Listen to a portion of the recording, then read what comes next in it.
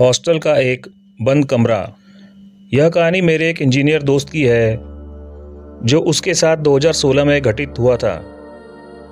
तो मैं उसी के नज़रिए से यह कहानी आपको बताऊंगा। यह कहानी है 2016 की, जब मैं आरवी कॉलेज में इंजीनियरिंग कर रहा था। कॉलेज का फर्स्ट ईयर था और मुझे चामुंडी ब्लॉक में रूम नंबर 36 अलॉट हुआ था। हॉस्टल के पहले दिन से मेरे साथ कुछ अजीब ही चीज़ें हो रही थी। रोज़ सोने के बाद में आधी रात में मुझे किसी लड़के के रोने की आवाज़ें सुनाई देती थी, जैसे कोई उस लड़के को बुरी तरह से पीट रहा हो। कभी मुझे ऐसा लगता था कि मेरे रूम के अंदर कोई आया है और खिड़की के पास खड़े होकर मुझे बस घूरते जा रहा है। मुझे तब और ज़्यादा डर लगने लगा था जब मेरे रूममेट ने बताया कि उसे कोई आवाज़ सुनाई नहीं देती। शुरू के पहले महीने में हमें 4 दिन की छुट्टी मिली थी। कई लोग घर चले गए और हॉस्टल में बहुत ही कम लोग रुके थे। मेरा रूममेट भी घर चला गया था और मैं मेरे रूम में अकेला था। उस दिन रात को बाहर ज़ोरदार बारिश हुई थी। करीब रात के 12 बजे दरवाजे पे बहुत ज़ोर से खटखट की आवाज़ें आने लगी। मैंने दरवाज़ा खोला तो वहाँ पर कोई नहीं था, लेकिन जब मैं वापस मुड़ा तो मेरे रूम का सारा सामान बिखरा पड़ा था। बारिश और तेज़ हो गई थी, जिसकी वजह से लाइट भी चली गई। कुछ देर बाद दरवाजे पर और ज़ोरों से खटखट हुई, लेकिन इस बार भी बाहर कोई नहीं था। तब मैंने देखा जिस पर हमेशा ताला लगा हुआ रहता था वह बिल्कुल खुला पड़ा था।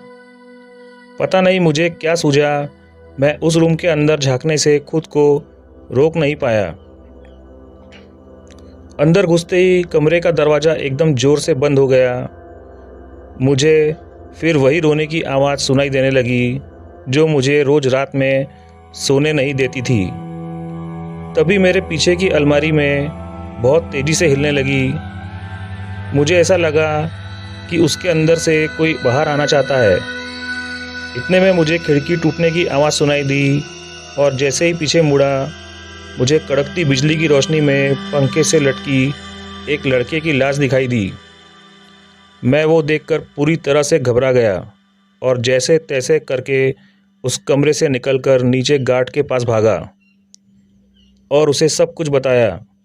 और मुझे उस गार्ड अंकल ने उस रूम नंबर 37 से ले गया। लेकिन अब की बार मैंने जो देखा उससे मेरे होश उड़ गए। मैंने देखा उस कमरे पर ताला लगा हुआ था। उस गार्ड अंकल ने मुझे बताया वह रूम पिछले 15 सालों से बंद पड़ा है। उसने बताया कि यहाँ पर एक लड़का रहता था जिसे यहाँ एक प्रोफेसर की बेटी से प्यार हो गया था, लेकिन प्रोफेसर को उसका रिश्ता बिल्कुल मंजूर नहीं था।